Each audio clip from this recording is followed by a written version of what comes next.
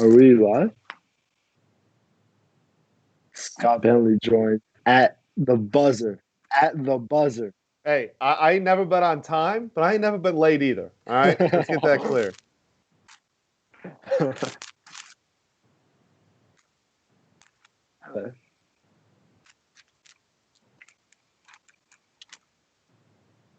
The masses.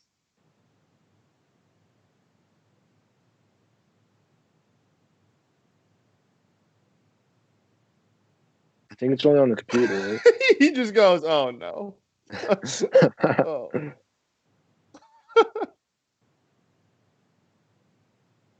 Does the tweet have the link that Payne was talking about where like instead of download HotMic good?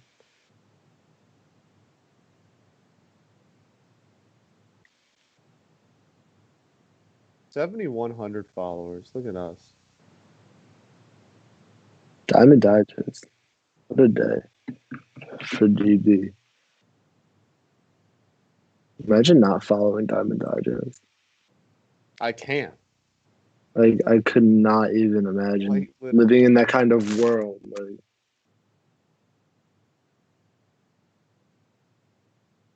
Oh, yeah.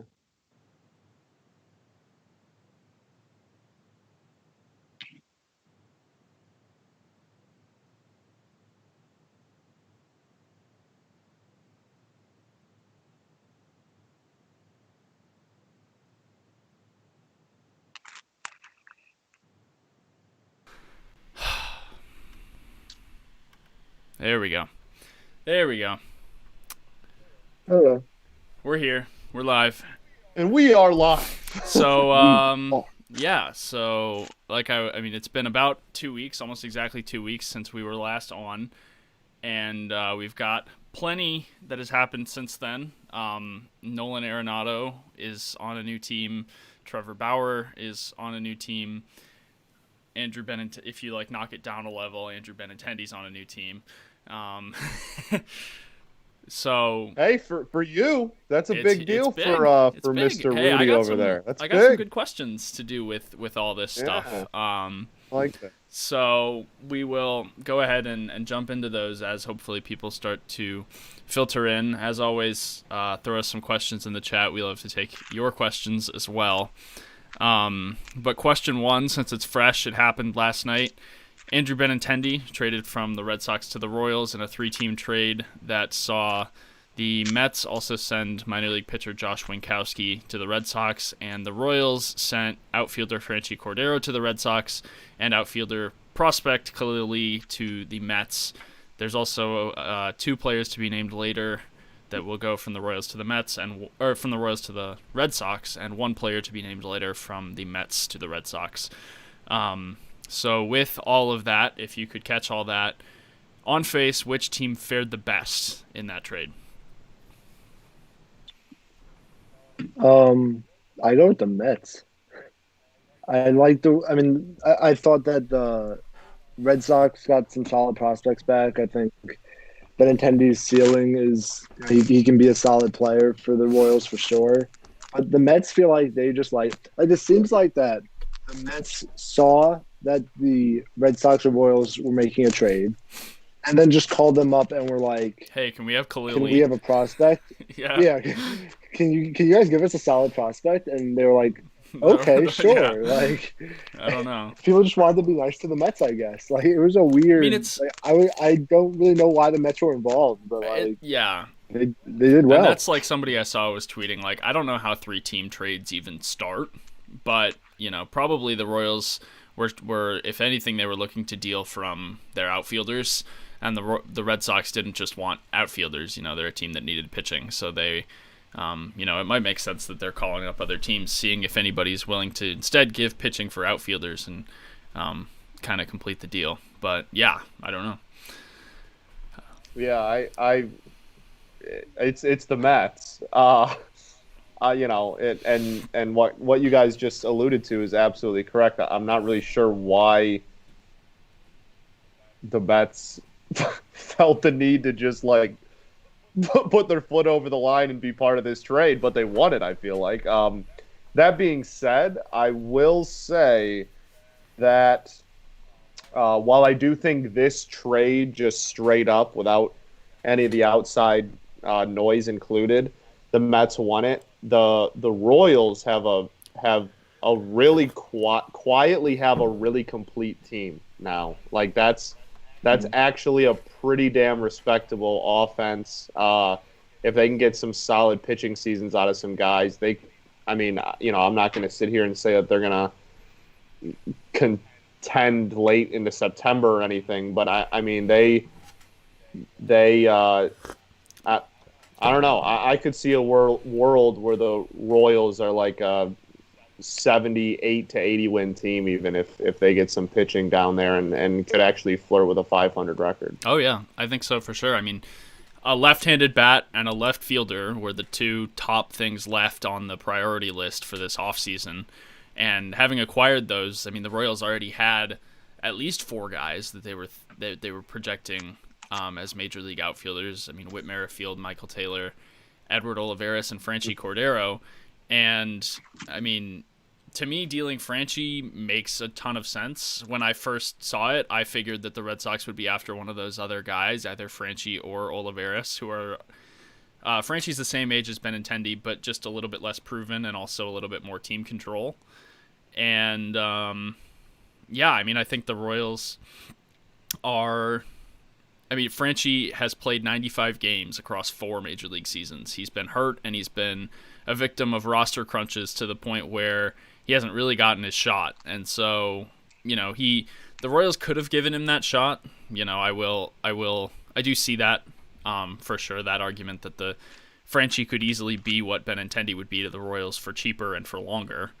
But I think it's fair for the Royals to take a shot here. I mean, you do have Dayton Moore saying that Benintendi's a winner. Unfortunately, we can't escape this trade without those kinds of discussions. But he's a winner. The man just wins. He knows how to win. Where he goes, winning. Everywhere he goes, he wins. I don't know. The Dave Dombrowski of left fielders.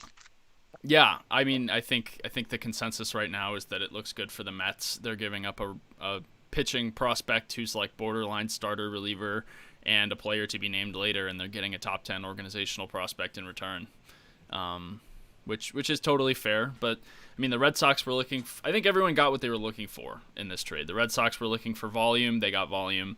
They're probably going to end up with at least a couple pitchers out of those players to be named later. And the Royals, you know, misguided or not, they were looking for that left-handed left fielder who fills out the team right now, and Benintendi does that.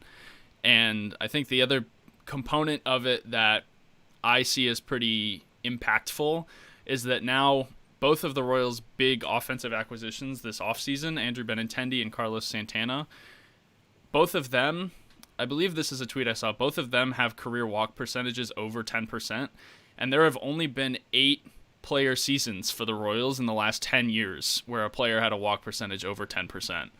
So I would just like to reiterate how much I hate the 2015 Royals. It diversifies the lineup quite a bit, and you know, we'll see whether that actually comes to fruition at all. You know, you could very easily say no, it won't, but I think it's very interesting, and I like that they're doing something. I think it's fun, especially in a, you know, as fellow writer Christian Lloyd loves to point out, in such a horrible division too. I mean, that's, you know, why not?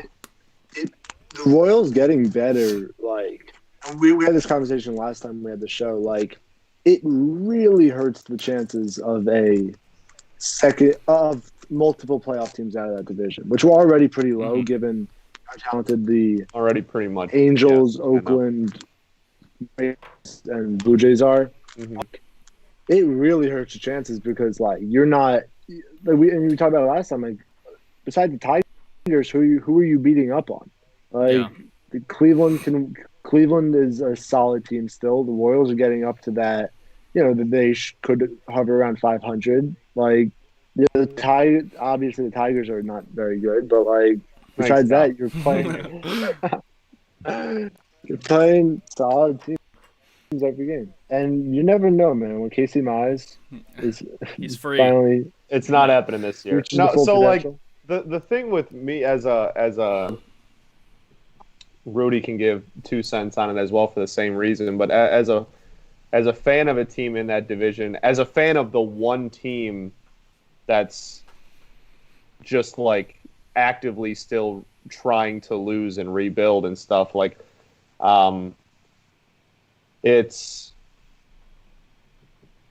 like we already had a horrible offseason. We already pretty much did nothing this entire offseason. And like and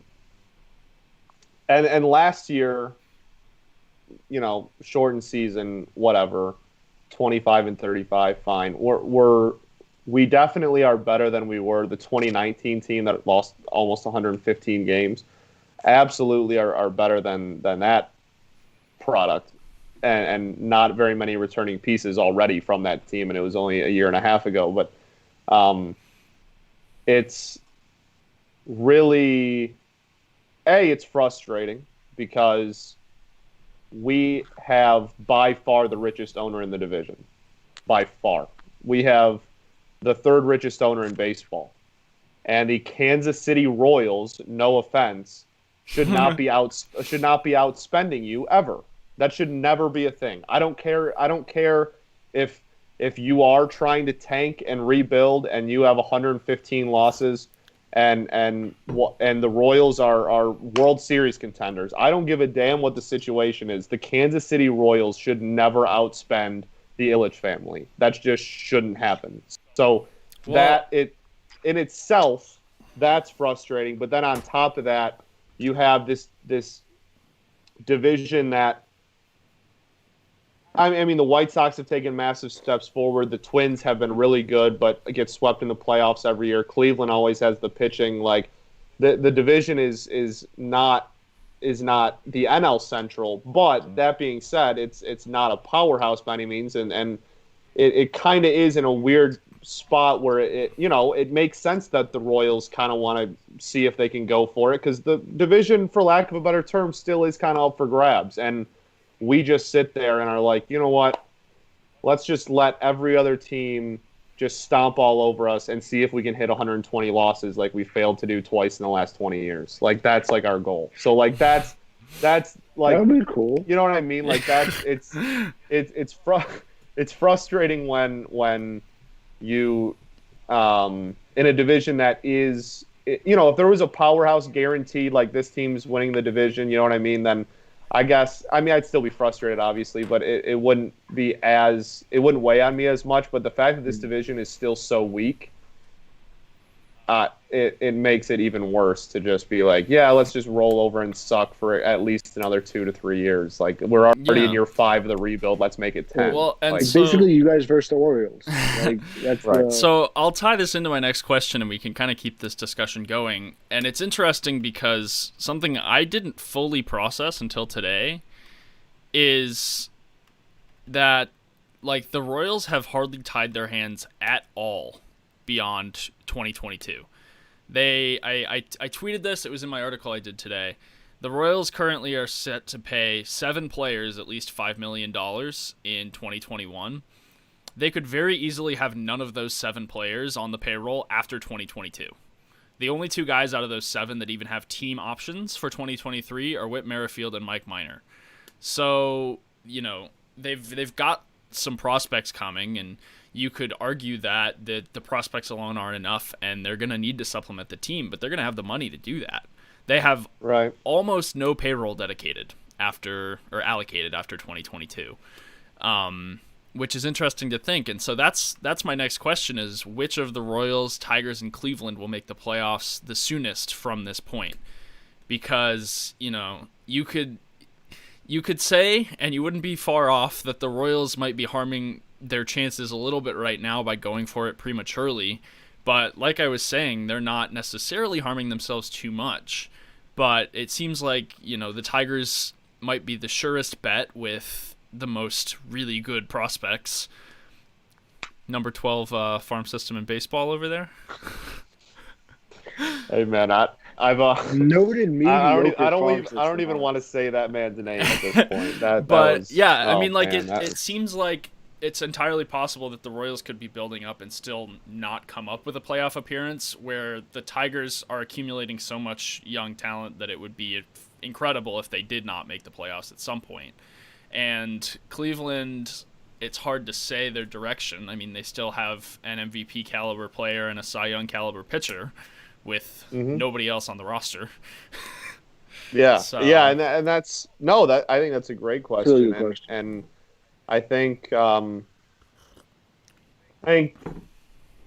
you're right, because those are three teams in very different spots. You're basically debating on which strategy, I guess you would say, is like your favorite. Like Cleveland is going to be competitive just because of how unbelievably great they are at just cranking out pitching. That it's unbelievable how good they are. They're going to stay in games and stay competitive within that division, especially just on their sheer ability to pump out starting pitching at such a high level.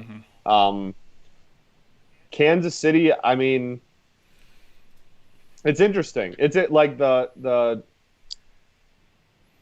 Kansas City is obviously like, 20, maybe even if worst case scenario happened for us and best case happened for them, like could be 30 wins better than the Tigers right now. That's a stretch. That would be incredible. That I would be really impressed. Dude, we won 49 games a year and a half ago, Rudy. Okay. It's not That's out fair. of the question. That's it's fair. Not out of the question. So it's basically you're basically asking between those two teams at least, because you're right, the Royals are absolutely better right now, but is that talent that's on the roster currently going to be long-term plans for the team? Are those going to be long-term options that are going to be, starters on that team for the next 5 years and not just the next year or two? I mean, we're lauding the signing of a 35-year-old Carlos Santana coming off a negative WAR season. Exactly. It's possible that he doesn't ever live up to that contract, even if it's good on principle. Exactly. And then, yeah, I mean, I could talk the whole hour just about my problems with the Tigers rebuild in itself, but the one thing I'll highlight is, and I'm not really sure this is fair because you could in theory say this about any team, but like, if you look at the Tigers rebuild, it is all built around starting pitching, right? That's obviously they got Torkelson last year and Green the year before. Outside of those two guys, there's really not a lot of hitting prospects. Paredes looked good last year, but that, whatever, we'll see. Those are like as far as middle of the lineup potential bats, it's really just those two guys, and then the rest is all just comes down to starting pitching. And when you look at the top five starting pitching prospects for the team, you have Mize, who everybody says is Tommy John waiting to happen, basically, with his current mechanics if they don't change soon. Then you have Skubal, who already had Tommy John. You have Manning, who got shut down at the end of last season because of throwing arm tightness, and had to get x-rays and got shut down, and now everyone's worried about it. Then you have Faedo, who's currently recovering from Tommy John, and Joey Wentz is the last one, who also a lot of people are super high on and is now currently recovering from Tommy John. So if you look at the aspect as a whole of the Tigers rebuild, you're banking your entire rebuild off 5 starting pitchers that all have had, are currently recovering from, or are likely going to have Tommy John, and they're all under 23 years old. That's not incredibly encouraging. Yeah, I mean, it's interesting because, I generally look very optimistically on all those Tigers prospects, and I didn't realize they're good. Yeah, I didn't realize that Tommy John was such a concern already. And I mean, it speaks as much to the prevalence of it in baseball as a whole, but that's crazy stuff. Sure. It's just building your entire rebuild around starting pitching and not hitting is a very interesting decision yeah. given how prevalent Tommy John Well, is today, and that's what they chose to do. And as soon as you said that, Yeah. it struck me immediately because and the philosophy behind the Cubs rebuild, and I remember this from reading, I think, Tom Verducci's book about the 2016 Cubs, was their philosophy was almost exactly the opposite, is that it's not a good idea to draft and develop pitching. And, I mean, they took and they hit on, like, 6 consecutive first-round position players. And they figured out the pitching later, and it worked that way. So it's definitely interesting that the Tigers are essentially doing the opposite. And not the exact opposite, but like you're saying, theirs is very much pitching centric. The Cubs, they didn't draft a single one of their pitchers in their 2016 rotation. And that's the frustration of this whole thing since the beginning has been we started a rebuild in 2017 and did not have an impact bat to go with said rebuild until a year ago. Yeah. Yeah. I mean, and it's like, just for the original question, like, I think that Cleveland is in the best. If I had to pick one of them to make the playoffs this year, it would be Cleveland. Because I could see them squeaking in. I doubt it, but I could see it. But if they don't, like you said, they can develop pitching like nothing I've ever seen besides Tampa. But they're probably not. Their future is the worst of the three. Mm-hmm.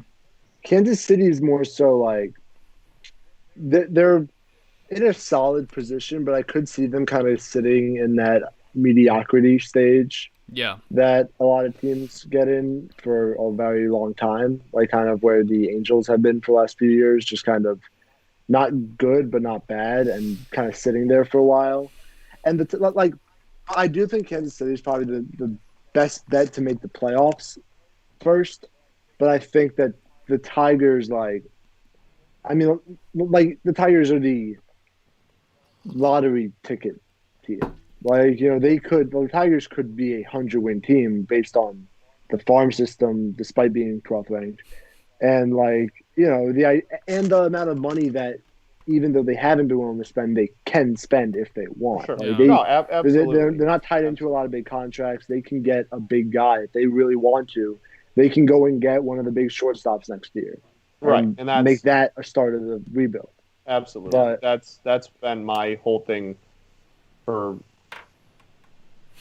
I mean, a year and a half now has been me saying that I don't believe in this rebuild if we don't get one of the shortstops next year. I mean, that's absolutely everything you said is absolutely right. So my answer to the question, if Cleveland doesn't make it this year, I think that it's not going to be them, and I think after 2022, I think it starts to lean in favor of the Tigers, because if all goes well, if their prospects, even hit what looks to be middle of the road projections for them right now, that's probably going to turn out better than what the Royals have, and they have an opening at shortstop to acquire one of the top tier shortstop, and the Royals, honestly, I do think that Adalberto Mondesi factors into this question specifically on a huge level, because he either needs to be good enough that he actually makes a difference and gets the Royals to another level, or he needs to be bad enough that they commit to moving on from him. But if he does this same fire hot, ice cold, go back and forth, it's going to be tough to overcome that as a team, and they're just going to hold on to him and see if it works. So I don't know. I think especially 2023 and on, assuming the Tigers actually spend money, which they should, the answer is them if neither of the other teams has made it first. Yeah, the Royals' best bet, basically, of beating the Tigers to the playoffs would be to get an expanded playoff. Because I don't see them making it in a 5-team with all these teams' futures. So, if after the CBA next year and they expand it to 7 or so, I think the Royals have a much better chance of hitting a wild card first. Like basically, I think that the Royals have a better chance of being a wild card team before the Tigers, but the Tigers have a better chance of winning the division Sure. before Yeah. the Royals do. Well, and it speaks to the randomness of the playoffs, and I think that's, for better or for worse, that's something that the Royals have really started to embrace as an organization. The it's hard to say that they're not the best team in the division on paper right now, but they're hoping to be good enough to get a playoff spot and see what happens from there. I mean, I could totally see them. I mean, honestly, if the back of that rotation holds its own and is solid, I could genuinely see like a second place in the AL Central, like in the early-ish to mid-September Royals. I really could. And all comes down to the pitching, though, for sure. Yeah, and I'll give one more thought, and then we can move on. We've got a couple other big moves to discuss, obviously. But Christian said it in the chat earlier. Every other team in the AL Central has gotten worse. I mean, the White Sox they got Lance Lynn and they got Liam Hendricks, but they're not going to get the same Jose Abreu they had in 2020. And there's a lot. They also added Tony La Russa. Let that be known. They added Tony La Russa, but I don't know. I mean, the Tigers got worse. I mean, like let's call a spade a spade. Like the Tigers were the third worst team in baseball in 2020, and probably got noticeably worse. Yeah. I mean, honestly, and Cleveland obviously got worse. The White Sox at best stand pat, but will probably honestly regress a little bit because of, like you said, they had a couple of people have short season MVPs, literally. Yeah. And the Twins, who even cares about the Twins at this point? Like that's a 90-win team that's going to get swept in the first round. They refuse to add any like ace in a playoff game pitcher. Yeah. So like, who even cares about them? They're irrelevant. And like, so like, pitching this year? They got Alex. Did they add any pitcher? They got Colin. But yeah, and I mean, if Daniel Lynch is ready this year and actually makes a difference on the big league level, I think the Royals very well might be in play for second place in the division. Yeah, I could. Again, it all comes down to arms 3 through 5 in that starting rotation. But if those three guys can hold their own, and they don't even have to be phenomenal, they can just be respectable. Yeah. 4 to 4.5 ERA guys and just go out there and give you like a quality start-ish a night. Oh yeah. Yeah, I think that's very possible. I could totally see the Royals. The Royals could mess around and be a mid-80 team. Yeah. So that wraps up our first half an hour on the AL Central, and the most electric division in baseball, baby. This week on Who the Hell Asked. So yeah, let's now. I do want to say if you do have any questions, be sure to leave them in chat. We're happy to answer your questions as well. We just bring up our own in the case of no questions being asked. So yeah, if you do have anything that you'd like to have answered, be sure to fire away, and we'll give it our best answer. But for now, related to the Arenado trade. Does Nolan Arenado immediately make the Cardinals the best team in the NL Central? We've seen some projections that have come out since the trade that say no, they might not even be in the best two teams in the NL Central. But they seriously lacked offense last year, and they've added a lot more offense in Arenado, not to mention that he's one of the best defenders you can get at third base. And, they've got some prospects that with the right development this year could really make a difference. To the point where their pitching behind Jack Flaherty is questionable at best. But, I mean, in a division that's that bad, there's no clear front runner. Making a big addition like that certainly helps. But does it make them the number one right now in the division? I think it does. I think it's them in Milwaukee. Flaherty is definitely the best, like top. He's definitely better. I feel like he's a guy they can count on for next year Hmm. at the top. But I still don't see anyone in that division as I don't know good. Like, I think that this makes them an above average team. I do think Arenado is a bit slept on in terms of the analytical community Sure. because like way to runs created plus I think hits At him John Principe. at John Principe literally. I Welcome, think welcome that to the way to runs created amazing, John. plus hits him. Welcome to the amazing. Welcome to the Ad John. amazing. uh, but what is that? Yeah, so like the way to create plus I think hits him way too hard because I think the cores effect is not as exaggerated as the park factors are for that. I think he's still I think last year he was on or last 3 years something he's like only 124 and I think he's a better hitter than that. Sure. But regardless, there's a lot of risk for the Cardinals. I mean, they're counting on Wainwright was great last year, but are we really going to count on a 40-year-old Adam Wainwright to be even half that good? Mikolas took a step back, I know, last year or 2 years ago. He took a step back. Trying to think of who their other starter is besides Matt Flaherty. They have another good player. They had Carlos Martinez. He's hardly even starting anymore. Yeah. They got last offseason they got KK Kim. I think he's been a bullpen guy for them. They have Jordan. I don't know when Jordan Hicks is coming back from his Tommy John. Oh yeah, and Christian says Dakota Hudson. They also have in their rotation. Oh yeah. Who's like crazy ground ball, like Kyle Hendricks type, except he actually does issue walks, which is not too conducive with the Kyle Hendricks type pitcher. Doesn't work too well once you get over like 2.5 walks per 9. Yeah. So I would probably take the Cardinals to win that division because somebody has to win that division. But I'm not sold on any of those teams in the slightest. And I genuinely think that every single one can win the division besides the Pirates, obviously. Yeah. I'll tell you what. If we're being completely buck here, I had the Cardinals winning this division before Nato. I think that division's a literal joke. I don't think anyone is good. The Pirates are obviously horrible. The Reds are irrelevant and lost their only good player.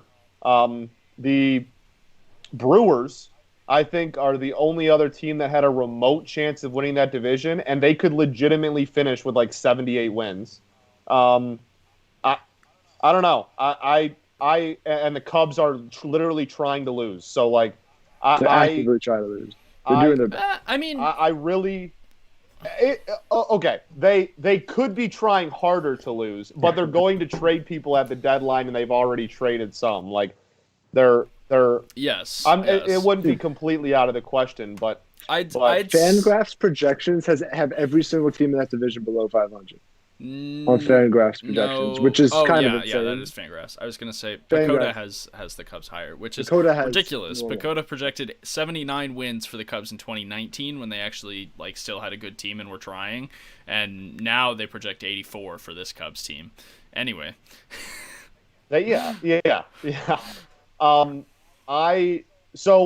mean, honestly, I'm pretty sure you there's receipts somewhere of me literally saying before the Nato trade, like before that just randomly, I think I was having a conversation with a buddy of mine about the NL Central, and I'm pretty sure I said Cardinals winning that division at like 83 or 82 wins, and then they got Nato, so like that solidified it for me. I think that division is terrible. And I am a fan of the AL Central, and I'm looking at another division.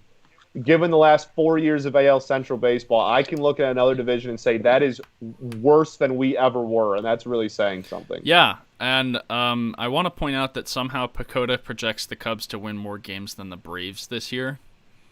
I think. Yeah, they really are. The Pacoda hates the Braves. Hated them. Yeah, I don't know. Yeah, I mean, honestly, it really, like aside from the swapping Darvish for Davies, the Cubs are almost identical to last year, and They swapped them. Yeah, mean, that's a huge swap. Yeah, That is absolutely a huge yeah. swap. But Jock Peterson is almost a carbon copy of Kyle Schwarber. That's about as close as you can get to Yep. exactly the same. Agreed. So yeah, I don't know. I mean, like, Baez is one of the players who apparently struggled from not having in-game video, and that's supposed to be back in 2021 in some capacity. And you know, I have no clue what to think of Chris Bryant at this point. Anthony, Apparently he's Future going to be a Met. Met. Yeah, future Met. No, apparently he's a Met. That seems to be and catching a little Anthony Rizzo has like a career 135 WRC plus. In 2020, it was 103. I mean, there should be significant bounce backs from the offense. Kyle Hendricks is still a fantastic guy to have as a number one starter. I can convince myself that the Cubs can win this division, but I think if you're looking at it and saying, yeah, any of these four teams could win it, there's not necessarily a reason to believe that it's going to be the Cubs instead of another team. Sure, that's a fair way to put that. But they've won it. They won it in. No, they didn't win it in 19. Okay, so they haven't won the division in a full season since 2017, also, which, you know, if anything, speaks to the fact that they maybe shouldn't be expected to, especially since they've continually collapsed down the stretch for some reason. You know, I don't want to say that it's as simple as the jerseys on their backs, but Joe Madden was hypothetically the cause for that with his laid-back approach, and then it was the same under David Ross in his first year. So, who knows? Does Arenado make them the best team in the Central? If their pitching is good, if the Cardinals' pitching holds up, then yes, they're the best team in the NL Central, especially with Arenado. I'd have to agree. And I hate saying those words, I must say. Mood.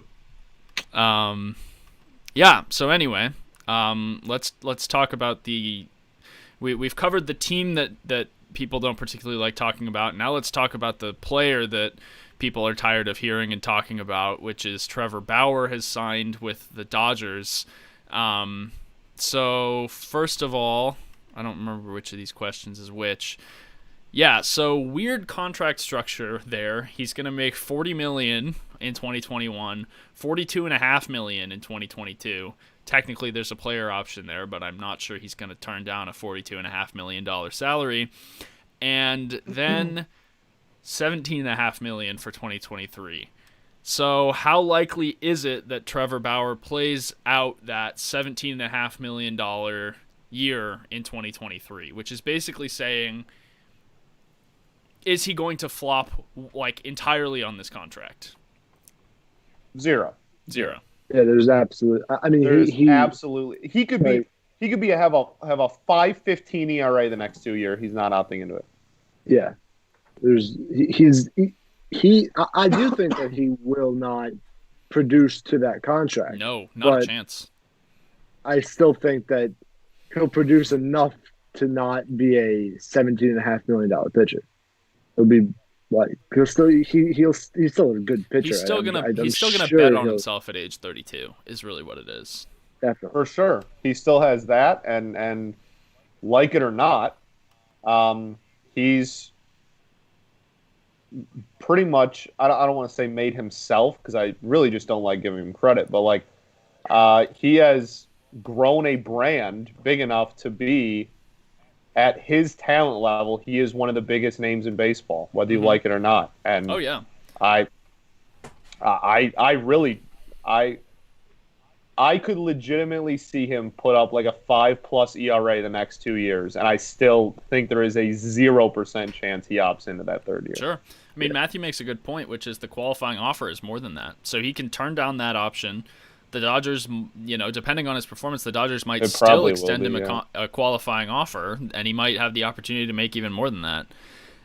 Especially after next year's free agency, it definitely will be bigger than that by the time that he hits year 3. But between the talent and the luxury tax, and the agreement. Yeah, I think you make a good point with Bauer's self-branding, which is that he's just showing a lot more that free agency is about your approach as much as it's about how good of a player you are. For sure. I mean, yeah, I don't think he I think it is completely. I don't. I'm not like dying on a hill here. I don't want to be like harsh, but like I think it's pretty ignorant to think that his self brand had nothing to do with his salary being as high as it was. Like it did. Absolutely. Did. Yeah. It had. And I think there's a lot of factors. Pretty much impossible to say otherwise. And again, whether you like him or not, it is pretty much a fact that without that not necessarily the self-promotion, because everyone promotes themselves, that's the whole point, but the brand that he has grown is absolutely part of that, and taking into consideration that brand now gets to grow in LA instead of Ohio. Yeah.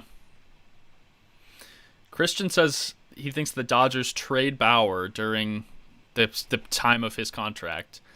I'd be interested to see who's willing to take that much money on, even if it's end of the second year, we're going to get him at the trade deadline type trade. Yeah, I think there's – I don't think there's – like, I see no way he's traded this year with how cheap teams have been. No.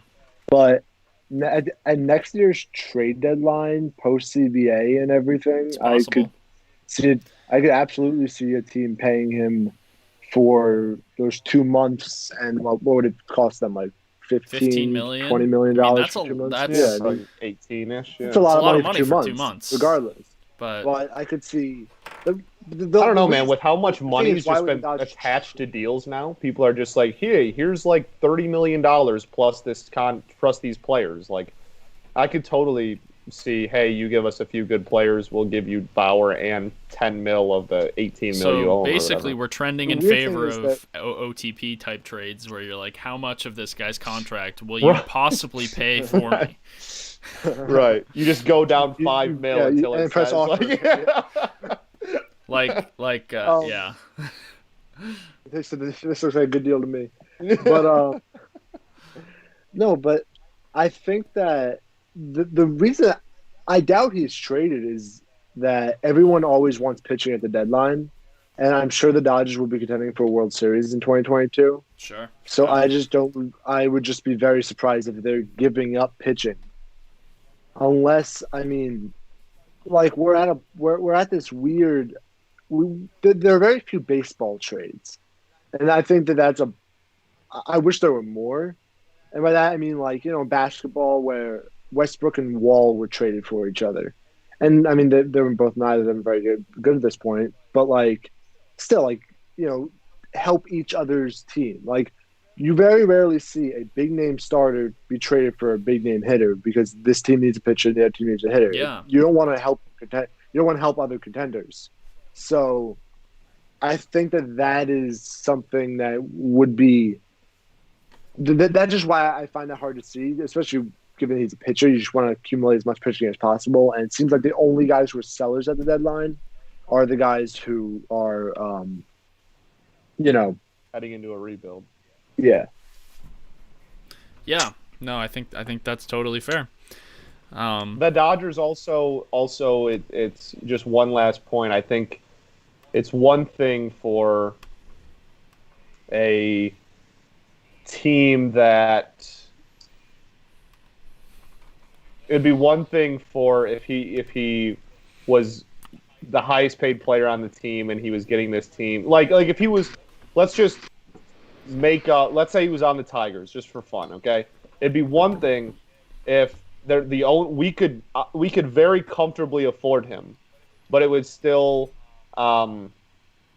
make sense. Like the Dodgers, what I'm trying to say is the Dodgers can afford to eat that money. It's not like they gave it to him like they can more than afford to eat that contract, even if he does poorly. Mm-hmm. They can more than afford to eat that contract. They're not in a situation where they're like, oh damn, I don't know, like money might be tight. Like even if he sucks, it's only a 2-year deal at that AAV. Right. It's chill. Like it's not like it's not like, I don't know, pick up old. It's not like Cano or Miggy or Pujols or something. Where like in 8 years you're like, oh damn, I really wish someone would please just take this guy off our hands, even though we can afford it. It sucks to have it on the team. Yeah, and that's never going to be a thing. And even if they need to free it up, which Christian's mentioning for extensions, it's going to be freed up. Like, the only person this is going to affect is Corey Seager.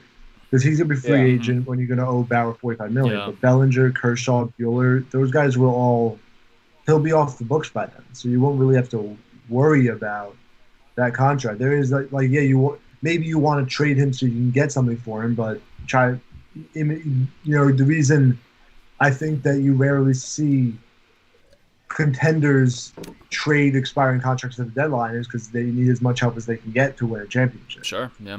Yeah. So, continuing talking about the Dodgers and looking at Fangraphs odds, their projections, everything.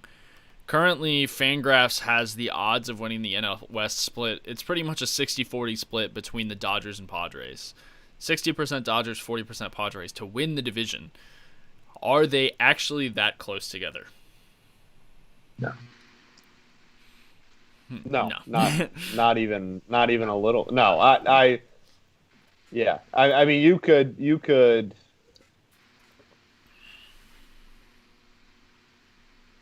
You know what? It's legal here now. As a betting man, like, there's no way. There's no way.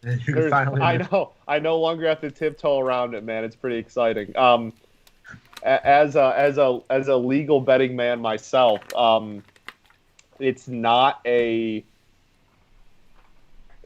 You could put that at 80-20, Yeah. and I'd take the Dodgers. Yeah. Like there are. I mean, I don't know. I think, like, obviously you have to make your projections. You have to be a little bit safe so you don't look completely dumb, I guess. But like, you'll find it pressed to see me ever say that that it's even remotely that. Like, I genuinely like 85-15 even is not like ridiculous to me. I don't think. Like they're as Christian said, like, their seventh starter in their rotation would be a 2 for like 3/4 of baseball. Yeah. Like that team is ridiculous. So here's the other thing that I think is interesting is, I get that more teams miss the playoffs than make the playoffs, but Fangraphs is giving the Orioles a 0% chance to make the playoffs. Every other team has at least like 0.1% chance. It gives the Orioles 0% chance to make the playoffs in 2021. It gives the Dodgers a 96.8% chance to make the playoffs. What happens in 3.2% of scenarios where the Dodgers don't make the playoffs? Who is possibly beating? I mean, no NL Central team is going to sniff the record the Dodgers will have this year. Yeah. No, Yeah, I guess I don't it see would how that's have that high. to be. The It would have to be like Braves, Phillies, and Mets. Braves, awesome. Phillies, yeah, Nats even like that. The NL East, basically, yeah, the NL East just snaps, and the Padres win the division. That's got to be if it. If the Dodgers miss the playoffs, and because 3 NL East teams made it, the Marlins are going to have like 20 wins. Like, like there's no other way. That's how I feel. That's literally how I feel. If everyone in the AL Central reaches their ceiling, the Tigers are going to break the 0-3 team. Like, it's going to be bad. Like Peyton says, 3.2% chance that everyone gets hurt. But the thing is, we're talking about the Dodgers here. They literally didn't even have room to call up Gavin Lux last year. Right. Yeah, they have depth on depth on. Like, if they had 4 starting pitchers get hurt, they would still have a top 10 rotation in baseball. Yeah. I don't see how it's that high. Like, what were the simulations where they came out and Dodgers had like an 81-81 record? Like it's just also are the Orioles the only team that had 0? Only team, yeah. Actually, so the Rockies, you know what it is? Fangraphs is actually tapped. It's gotta be no. Fangraphs is actually tapped into Jeff Briddich's vision. They see the light of what Jeff Bridich is building. 124 wins Denver. coming up. I see it. I see it. It's just got to be like a they think the top of the AL East is like they're just trying to keep the door open for everybody else. It gives. I mean, I guess you could argue like the AL East is better than right. 3 and 4 in the NL West. So but you're the Rockies. It gives. Where's that logic? They give the Rockies a 0.2% How the chance hell to make the wild do card. the Rockies not have a 0% chance? Yeah. How? Well, they still have Trevor Story, and I guess. For now. For now, yeah. I don't know. It's crazy. I mean, the Pirates have a 0.4% chance, which makes sense because they actually have a chance to win that division, however slim. Do we have a 1%, or are we not even at Tigers 1? are 1.5%. Woo! Go. Woo! Which is I think Don't it's sleep. all Yeah. about, I guess. I mean, I So guess let me it's all let me about say you're this. trying to see who can squeak a wild card. Fangraphs is giving the right? Tigers a better chance to make the playoffs than it's giving any NL Central team to win the World Series. Hell yeah! There's a better chance of the Let's Tigers go. making the playoffs. Let's go. Fantastic. Yeah. I think the Yankees have the best World Series odds, right? Because they have the easiest. Yeah, I saw that. 18.1 for the Yankees, yeah, which edges out the Dodgers. Makes sense. Yeah, Yankees There's have the no best. other- I mean, yeah, it's it's mostly the crazy. Yankees have the best division odds, and when you're most likely to win your division, that's the easiest path into the playoffs, which are Yeah. more random from there. So Plus the fact that the Astros and the You're also winning White the Sox. hardest division, so you don't have to play. I mean, Yeah. your opponents are going to be Eh. the Twins, which is a guaranteed sweep, yep. and then whoever decides Astros. to win the AL West, which is not a incredibly top. It's the AL West is a So- Mike Trout can't win a game in the top to playoffs. bottom, right? A top to bottom solid division, but it's not top heavy. Yeah. So like that, I mean, yeah. So that- essentially, yeah. if the Twins and Angels both make the playoffs, there's two teams that are just freebies, and then Yeah. There you go. Yeah, I would say that the second best team in the AL is where in the NL? Like fifth? Probably behind both the NL West teams and the Mets and the Braves. I'd probably put the Astros behind all of them. yeah, yep, pretty Yeah. pretty comfortably. I would be very disappointed if the Yankees don't make the World Series this year. Yeah. Which is, I mean, honestly. And they I haven't really should. thought of it like that way, but their path right now, knock on wood, fingers crossed, whatever. I don't feel badly jinxing the Yankees, but their path seems very clear at this point. So Yeah, it's World Series. we'll have to see. Okay, so last question. It seems like most of the offseason has gone down so far. All the big free agents that we keep talking about are off the board. We haven't even talked about Marcell Ozuna going back to the Braves, by the way. Yeah. Which Good only move. makes their projections more confounding, even if he's not a 180 WRC plus for them on a regular basis. I'm absolutely shocked that the Rays did not open the wallet for Marcell Ozuna. Yeah, Given their color me- history, you would have thought they'd be all over that. color me blown away that they didn't pay for him. Yeah. But my last question in the last 5-7 minutes here, what is the most consequential move of this offseason that is yet to happen? So, there's a couple of smaller scale free agents on the board that are still going to be pretty impact players, Trevor Rosenthal, Justin Turner. But are those going to be outweighed by something like a Trevor Story or Chris Bryant trade? And Trevor Story and $57 million to the Tigers for Christian Stewart. And it depends on for Christian Stewart. It depends on what teams get these guys, right? Because Justin Turner going to the Brewers is probably more of an impact, more consequential than Justin Turner going to the Mets, for example, or the Dodgers. If Justin Turner goes to the Dodgers, that changes literally nothing about anything, really. Like nothing about it. Yeah. No, you're right. I think That's a totally fair point. I think that the biggest move that has to be made is Justin Turner. Yeah. He has He's to going to sign somewhere. He will sign. So I think that, and I don't think any of the relievers will move the needle. I think Turner could change that division. I think if he goes to the Brewers, I think that could change the division. Oh, sure. I mean, But, the Brewers seriously missed having Grandal's bat after he left and replacing it with, I mean, it's not necessarily a replacement, but, fitting Justin Turner back into the lineup and actually having someone other than Christian Yelich to do offense for you would be pretty nice for them. But, I mean, I could see, I think the Mets are going to make a big move before the end of the offseason. Sure. Like, just all the smoke's there, and I feel like that there has to be some fire with them getting a third baseman. I think I genuinely would be surprised if Chris Bryant's not a Met by opening day. Like, Really? That just seems to be the one that there's so many rumors around, but it also, the more I think about it, the Cubs want to save money. If they were really close to non-tendering him, then they do not believe in Chris Bryant. And I don't know, they want to save money. They don't seem like they really care about winning this year. And the Mets seem like they want to go all in. And I don't know, like, it's probably not. It's smarter of the Cubs to hold on to Bryant. Well, yeah. So and hope that he. I'm gonna interject once you're done talking, but finish. No, you can go. I'm basically like you're talking about the Cubs shedding money, and I saw a good point made today, which was if the Cubs trade Chris Bryant right now and they make the trade about money, that is an absolutely foolish thing to do. You know, at most you have to deal with 1 year of having him for $20 million. And if there's so much pressure to get him off the payroll for that, like that's just unfathomably bad if you give up potential prospect return by wanting to dump that money immediately.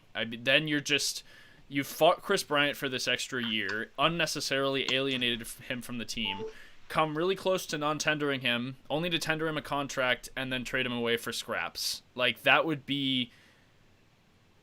there aren't words for just how despicably terrible of ownership, mostly, that would be. But yeah, I mean, if Chris Bryant goes to the Mets, especially, that the point was the Cubs should make it like a net zero money trade. They should take some bad contract that the Mets want to get rid of in return, so that they can actually get something meaningful for him. Sure. No, that's what they should do. I actually do think that they want to trade him for the money, but I think that the Mets, I think he's going to go to the Mets. I think it's going to be for more than you would think he would get right now. Like, I think that the Mets really, really, really want third baseman, and they want a big move, and he's a big move. Yeah. And I think that the Cubs' asking price is not going to be that low. I do think that they're going to want to shed the money, but they're also going to be like, okay, we are completely fine holding on to him till the deadline. And the Cubs have leverage in these negotiations. Yeah, we'll hold on to him until the deadline, and when we get even worse for him in return. That's the risk. Oh, my goodness. And JD Martinez. Really fun. Yeah. You're gonna have a great time. I promise it's not bad for your mental health at all. Yeah, well, and now we've got the rumors coming out as we're starting to this broadcast tonight that Matt Chapman is on the Mets radar potentially. They're asking about him. So, I mean, that would be huge too. Could you imagine Lindor and Chapman? That would probably be the greatest defensive, right side of the infield, left side of the infield, excuse me. No, left side. Yeah, left side. It's like, I can't believe how frequently I mix up right and left sides of the field. I still don't know. When I said it, I took a chance. Yeah. But literally. But like, took a leap of faith. Defensively, that might be the best. See, I had to check in my head again. That might be the best left side of the infield we've ever seen. I mean, would a ball get past them, a ground ball? I mean, that's one of the greatest fielding third basemen of all time, and a great fielding shortstop. The best defensive shortstop in baseball, and the best defensive third baseman in baseball at the same time on the same team. I mean, I can't call to mind any time that's happened before. I mean, Gleyber Torres and Miguel Andujar. They do push it. Did I say something funny? That one caught me really off guard because I was expecting a real answer. Because he's a Yankees fan, I was like, "Oh, surely they've at some point in history." Oh, you know what? Jeter has to have been a part of. No, Miguel Andujar. Oh man. I'm trying to think. I like my Johnny Peralta and Miguel Cabrera has to be. So yeah, I mean that'd be insane. But I think you're not wrong to say that it's probably going to come for the Mets because even on the level of they're looking for shock value, and honestly they're probably looking to move past the Jared Porter incident, which they shouldn't be able to let people easily forget about it. But they're probably just looking to make some waves at some point. They want headlines. Yeah. Aside from getting Khalil Lee, who's still a prospect, they're probably still looking for some headlines. I mean, there's been that, and there's been Steve Cohen getting sunk by Reddit financially recently. So it makes sense that just for PR purposes and for image purposes, they might be looking to improve on that a little bit. So who knows? Yeah. It's crazy how much we've talked about the Mets this offseason, huh? I mean, I feel like the Mets come up a lot because they're being in New York, but they've had the best offseason. Like, they're one of the few teams, them and the Padres, the only teams that spend. Yeah. And I would probably take the Mets offseason over theirs, just genuinely just because of the Lindor trade. That was just such a getting Carrasco trade too. It's just a monumental trade. Yeah, for sure. All right. Well, that's our hour. We're done. We'll be back soon. Based on this last question, we may not have too much more to talk about other than the Mets trading for a third baseman, which I was going to say you heard it here first, but you really didn't. I just got that from Twitter. Yeah. Yep. So, yeah, that will do it for us tonight. As always, we thank you for watching. We look forward to checking in with you guys again soon, and we will see you again soon. So, peace out. Thank you, everyone. Bye-bye. All right, boys. Fantastic. I'm going to wait to end it because last time I did my outro and ended it, and apparently it just, because of the lag, it just cut off, while we were still talking. We all threw up a peace sign. Look at that. I wait. Oh, never mind. You're a loser. Yeah, imagine not throwing up a peace sign. Okay. Imagine not throwing up a peace sign. I didn't know what Rudy was doing. I can't see him. I forget that you guys can't see me or the question or anything. We can't see you the entire time. Yeah, because when OBS takes my videos, Skype can't also access my camera, so it's weird. Yeah, I do the same thing with when I HotMic'd the Spiders Tigers game with PK. Oh, and you couldn't see him the entire time. It was the same thing, but it was a 1-on-1. Yeah, and it was the same thing. So literally, it's just me and him, and I can't see who I'm talking to. No, it's funny because I've